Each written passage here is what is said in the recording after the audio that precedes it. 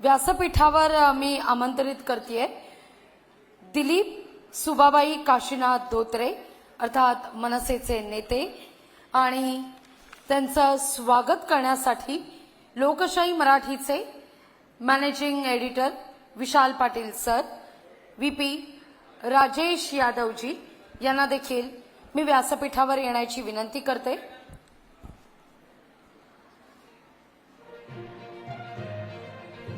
जोरदार टाळ्या। राजेश यादवजी,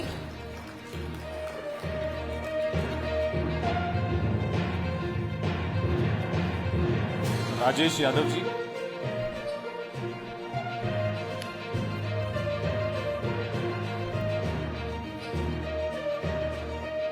दिलीप धोत्रेजी यांच्यासाठी जोरदार टाळ्या।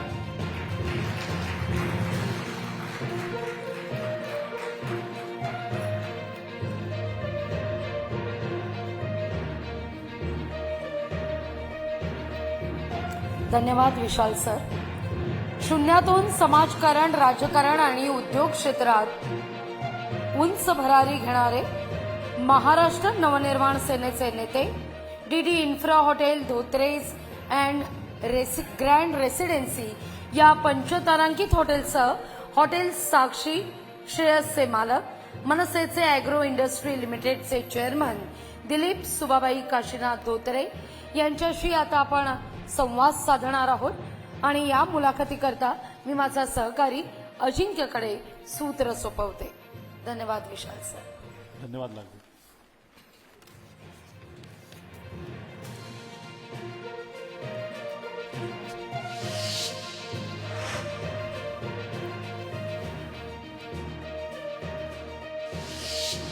तर मुलाखतीला सुरुवात करण्यापूर्वी दिलीप धोत्रे यांच्याविषयी आपल्या सर्वांनाच माहिती आहे की ते किती धडाडीचे मनसेचे नेते आहेत, पण एक उद्योजक म्हणून, एक व्यावसायिक म्हणून सुद्धा एक वेगळी बाजू आहे दिलीप धोत्रेजींची आणि ती कदाचित बहुतांश जणांना माहीत नसेल। म्हणून या अनुषंगानं आपण राजकीय त्यांच्या जीवनाच्या अनुषंगानं सुद्धा काही प्रश्नांना हात घालूया आणि उद्योजक म्हणून, व्यावसायिक म्हणून सुद्धा काही प्रश्नांना आपण हात घालूया।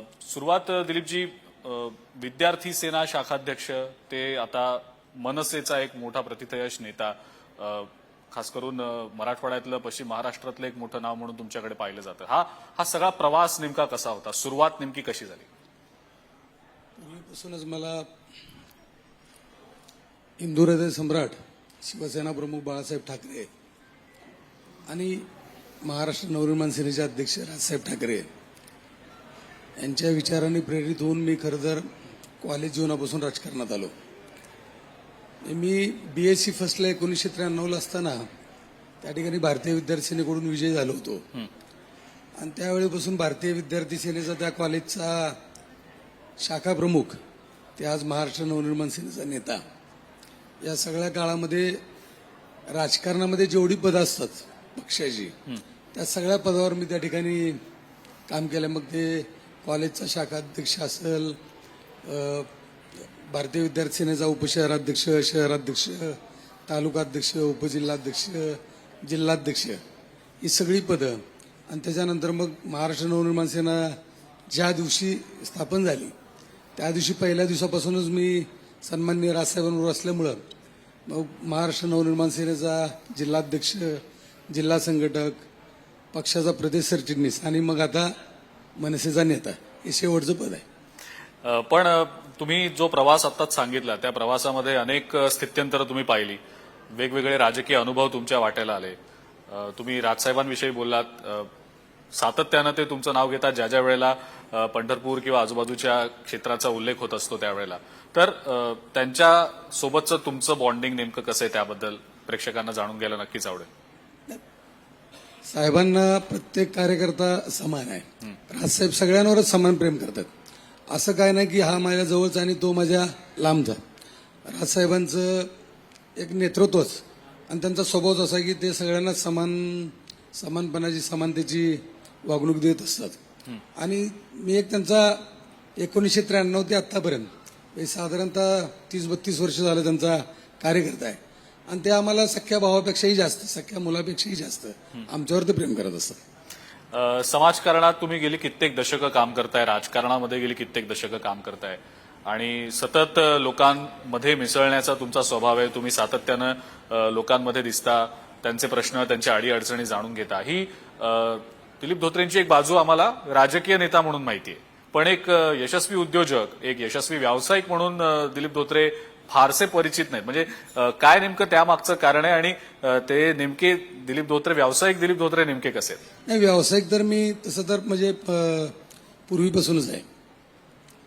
वास्तविक मी तसं तर खूप गरीब कुटुंबातून आलो. म्हणजे माझे वडील दगड फोडायचं काम करायचे आणि माझी आई 1972च्या दुष्काळात रोजगार हमी योजनेच्या कामावर कामाला जायची. अशा कुटुंबातून मी आलोय. परंतु 1990 नंतर घरात छोटे उद्योग चालू झाले. मध्ये कन्स्ट्रक्शन कंपनी असेल, कॉन्ट्रॅक्ट कामं घेणं असेल, मग आता हॉटेल व्यवसाय असतील. माझ्याकडे हिंदुस्थान ट्रॅक्टरची डीलरशिप आहे, पेट्रोल पंप्स आहेत, दुधामध्ये आहे, विठ्ठल दूध आहे, निधी अर्बन बँक आहे माझी. म्हणजे असे छोटे छोटे उद्योग करत आता उद्योजक झालोय. कारण कसं कष्ट केलं आणि जिद्द आणि चिकाटी असली की निश्चितपणे उद्योगामध्ये यशस्वी होतोय. अगदी खरंय. आणि तुम्ही उल्लेख केलात आता अनेक उद्योगांचा सहकारात. आता आपण आज दिवसभर जे मान्यवर येत आहेत आपल्या या कार्यक्रमात सहकाराबद्दल भरभरून बोलताय. पश्चिम महाराष्ट्र म्हटलं की सहकाराबद्दल बोलणं ओघानं आलंच. पण मग सहकाराच्या या सध्या जी परिस्थिती आहे त्या अनुषंगानं तुमचं योगदान आणि इतर जे नेते आहेत त्यांचं सुद्धा योगदान काय, नेमकं त्याबद्दलची तुमची एकंदरीतच भूमिका आहे? सहकार क्षेत्रातले दिलीप धोत्रे कसे? वास्तविक मी आता माननीय राजसाहेब ठाकरेंनी मला महाराष्ट्र नवनिर्माण सेनेच्या मध्ये जी आमची अंगीकृत सहकार आघाडी आहे त्या सहकार आघाडीचा मी प्रदेशाध्यक्ष आहे. परंतु आत्ताचं जर सहकार बघितलं आपण काय म्हणायचो की सहकारातून समृद्धीकडे, खरंय. परंतु आता काय झालं की सहकारातून सहाकाराकडे असं महाराष्ट्रामध्ये चालू आहे. कारण अनेक लोक सहकार संपवण्याचा या ठिकाणी प्रयत्न करतात. मग खरं तर केंद्रीय सहकार राज्यमंत्री या ठिकाणी आले होते, खूप चांगलं बोलले. मलाही त्यांना प्रश्न विचारायचा होता, परंतु तुम्ही ते विचारू दिलं नाही कोणाला. नंतर प्रश्न घेतले तुम्ही. वास्तविक की त्यांनी सांगितलं की सहकार बँकांच्या माध्यमातून, परंतु महाराष्ट्रातल्या अशा कितीतरी जिल्हा मध्यवर्ती बँका आहेत की ज्या संचालक मंडळांनीच बुडवलेल्या आहेत. आता आमच्या सोलापूरची जिल्हा मध्यवर्ती सहकारी बँक, ज्या बँकेच्या ठेवी 2200 कोटी रुपये होत्या, 2200 कोटी रुपयाच्या शेतकऱ्यांच्या ठेवी होत्या. आज अशी परिस्थिती झाली की त्याच्यावर कित्येक वर्ष झालं प्रशासक आहे. म्हणजे अशा कितीतरी बँका आहेत की ज्या बँका या लोकांनी बुडवण्याचा प्रयत्न केला आहे. कितीतरी सहकारी साखर कारखाने आहेत की जे सहकारी साखर कारखाने शेतकऱ्यांच्या हितासाठी काढले गेले होते. शेतकऱ्यांचा त्या ठिकाणी ऊस गेला पाहिजे, शेतकऱ्यांना चांगला भाव मिळाला पाहिजे, अशा धर्तीवर कारखाने काढले गेले होते. परंतु आता कितीतरी सहकारी साखर कारखान्यांचा लिलाव झाला. म्हणजे खाजगी साखर कारखाने चांगले चालतात आणि सहकारी साखर कारखाने कर्जात आहेत. त्याचं गणितच मला आतापर्यंत कळलं नाही. काय वाटतं तुम्हाला? ते पण मला ते सहकार राज्यमंत्र्यांना मला तेच विचारायचं होतं की बाबा की ठीक आहे, आता आनंद आहे की केंद्र सरकारने सहकारासारखं एक नवीन खातं चालू केलं. खूप महत्वाचं खातं आहे. म्हणजे आमच्या ग्रामीण भागातल्या प्रत्येक शेतकऱ्याशी, प्रत्येक नागरिकाशी निगडीत असणारं खातं आहे. परंतु कितीतरी बँका आता ज्या सहकारी बँका आहेत त्या सहकारी बँका बुडवायचं काम करतात. त्या ठिकाणी चौकशी झाल्या पाहिजेत, त्यांच्यावर कारवाई झाल्या पाहिजेत. सहकारी साखर कारखाने बुडवायचं काम ज्या लोकांनी केलं त्याच लोकांना जर आता वेगळ्या पक्षामध्ये घेऊन मग त्यांना जर सपोर्ट करायचं काम करत असतील तर हे दुर्दैव आहे महाराष्ट्राच्या दृष्टीनं.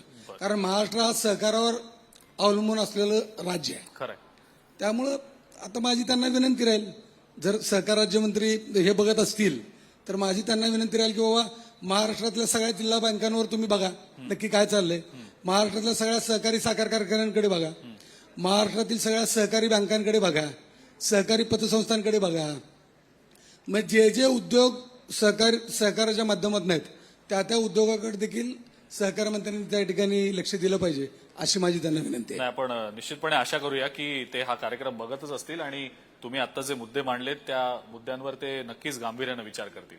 पण आपण थोडं पंढरपूरच्या बाबतीत थोडं बोलूया. तुम्ही पंढरपूरचे सुपुत्र आहात आणि पंढरपूर आता वेगानं विकसित होऊ पाहतंय, तसं विजन अनेक नेत्यांनी सातत्यानं बोलून देखील दाखवलेलं आहे. पण दिलीप धोत्रेंचं नेमकं काय विजन आहे पंढरपूरसाठी? याच्यामध्ये काय की दिलीप धोत्रेचं विजन खूप आहे. कारण मी राज ठाकरे साहेबांचा कार्यकर्ता आहे. राज ठाकरे साहेबांचं विजन अख्ख्या महाराष्ट्राला माहित आहे. परंतु कसं आहे की बरेच नेते लोक बोलतात पंढरपूरच्या विजनबद्दल, परंतु बोलणं आणि करणं यात खूप फरक आहे. कसं आहे की विठ्ठल हा गरिबांचा देव आहे. लाखो भक्त त्या ठिकाणी येत असतात. आता पंढरपूरला जर तुम्ही बघितलं तर रोज 1 लाख ते 1.5 लाख भाविक त्या ठिकाणी पंढरपूरला येतात. आषाढी कार्तिकी तुम्ही तर तुमच्या न्यूज चॅनलच्या माध्यमातून ते 8-10 दिवस लाईव्ह असते. म्हणजे त्या ठिकाणी 40-50 लाख लोक त्या ठिकाणी आलेले असतात. परंतु पंढरपूरचा ज्या पद्धतीने विकास झाला पाहिजे त्या पद्धतीने विकास झालेला नाही. अनेक सरकार आली, हे सरकार नाही, ह्याच्या पाठीमागचं सरकार असेल, आत्ताचं सरकार असेल, त्यांनी नमामि चंद्रभागा, पंढरपूरचं स्वच्छतेकरण, पंढरपूरचा विकास, विजन, असं सगळ्या गोष्टी फक्त कागदावर राहिलेत. केलेलं कुणीच काय नाही. कारण पंढरपूरचा विकास करण्यासारखं भरपूर आहे. आज तिरुपतीचा विकास बघा, काशी, उज्जैन या ठिकाणचा विकास आणि पंढरपूरचा विकास कोसो दूर आहे. आपल्या माध्यमातून माझी या सरकारला एवढीच विनंती राहील, मी काय राजकीय बोलत नाही, परंतु ज्या ज्या घोषणा झालेल्या आहेत त्या घोषणेवर त्या ठिकाणी काम करून पंढरपूरचा विकास करावा आणि भाविकांना सगळ्या सोयी सुविधा द्याव्यात, हीच आमची विनंती आहे. पण पंढरपूरचा सुपुत्र म्हणून काय नेमकं दिलीप धोत्रेंना करायला आवडेल? कारण ज्या पद्धतीनं तुम्ही म्हणताय की सरकार येत आहेत जात आहेत, पंढरपूरचा विकास करू सातत्यानं सांगितलं जातं, पण मग का होत नाही? इच्छाशक्ती कमी पडते, काय नेमकं कमी पडते? 100% त्या ठिकाणी पंढरपूरचे राजकीय शक्तीचा अभाव आहे पंढरपूरला. वास्तविक पंढरपूरला चंद्रभागा नदी आमची, घाटांचा विकास झाला पाहिजे, त्या ठिकाणी भाविकांना चांगल्या सोयी झाल्या पाहिजेत. आमच्या पंढरपूरमध्ये रोज लाखो भाविक येतात, परंतु आमच्या पंढरपूरमध्ये महिलांसाठी असं कुठेही शौचालय नाही स्वतंत्र. छोट्या छोट्या गोष्टी आहेत, परंतु ज्या काय केलेल्या नाहीत. आज जर तुम्ही पंढरपूर बघितलं तर पूर्ण रस्ते म्हणजे धुळीनं माखलेले आहेत. अख्ख्या रस्त्यावर खड्डे त्या ठिकाणी पडलेले आहेत. हे सगळं व्यवस्थित झालं पाहिजे. ते मी गेले अनेक वर्ष झालं त्या ठिकाणी आंदोलन करतोय, त्या ठिकाणी निवेदनं देतोय, आंदोलन करतोय, सरकारकडे वेगवेगळ्या मागण्या करतोय की बाबा आम्हाला काय झालं पाहिजे, पंढरपूरच्या नागरिकांना सरकारकडनं काय अपेक्षा आहेत, त्या सगळ्या अपेक्षा आम्ही कायम सरकारसमोर ठेवत असतोय. आता बघूया. काही राजकीय प्रश्न पण विचारतो. आता तुम्हाला मोह आवरत नाही, तुम्ही समोर बसलायत, त्यामुळे स्थानिक स्वराज्य संस्थांच्या निवडणुका येऊ घातलेल्या आहेत. तर आता मनसे आणि उद्धव ठाकरेंची शिवसेना यांच्यात जी जवळीक गेले काही दिवस सातत्यानं वाढतीये, त्या अनुषंगानं युती केव्हा होणार असे प्रश्न सातत्यानं विचारले जातात. आता तो प्रश्न मी तुम्हाला विचारणार नाही, पण पंढरपूरमध्ये स्थानिक पातळीवर काय परिस्थिती आहे? नाही, पंढरपूरचं आतापर्यंत राजकारण स्थानिक पातळीवर या स्थानिक आघाड्या असतात. वेगवेगळे जे समविचारी लोक आहेत त्या वेगवेगळ्या विचाराची लोक एकत्र येऊन अशा पद्धतीच्या निवडणुकाच्या आघाड्या होतात आणि त्या ठिकाणी निवडणूक लढवली जाते. यावेळेस देखील तसंच चित्र आहे. पंढरपूर शहराची येणारी जी स्थानिक स्वराज्य संस्थेची, नगरपालिकेची निवडणूक असेल किंवा पंचायत समिती, जिल्हा परिषदेची निवडणूक असेल, त्या निवडणुका देखील अशी सर्वपक्षीय आघाड्या एकत्र येऊन ज्यांचे विचार जुळतात त्या सगळ्यांना बरोबर घेऊन ही निवडणूक आम्ही लढवणार आहे. एक शेवटचा प्रश्न विचारतो, थोडक्यात तुमचं उत्तर अपेक्षित आहे. तुम्ही मनसेचे आता राज्यातले नेते आहात. दिलीप धोत्रेंची राजकीय महत्वाकांक्षा काय? मनसेच्या राज्यनेतेपदानंतर पुढे काय? राजसाहेब ठाकरेंना मुख्यमंत्री झालेलं बघायचं आहे. याच्यापेक्षा आता मला कुठलं पद नको आहे. कारण मनसेचा नेता आहे हे महाराष्ट्र नवनिर्माण सेनेतलं सगळ्यात मोठं पद आहे, त्याच्यानंतर पदच नाही. परंतु आता माझी एकच इच्छा आहे की हा महाराष्ट्राचा जर विकास करायचा असेल तर माननीय राजसाहेब ठाकरे हे मुख्यमंत्री झाले पाहिजेत आणि त्यांना मुख्यमंत्री झालेलं मला बघायचं आहे. नक्कीच. दिलीप धोत्रेजी, खूप खूप धन्यवाद. तुम्ही लोकशाही मराठीच्या या पश्चिम महाराष्ट्र संवाद 2025 कार्यक्रमामध्ये सहभागी झालात आणि अत्यंत दिलखुलास अशी उत्तरं दिलीत, त्याबद्दल खूप खूप धन्यवाद. थँक्यू. धन्यवाद. जय महाराष्ट्र.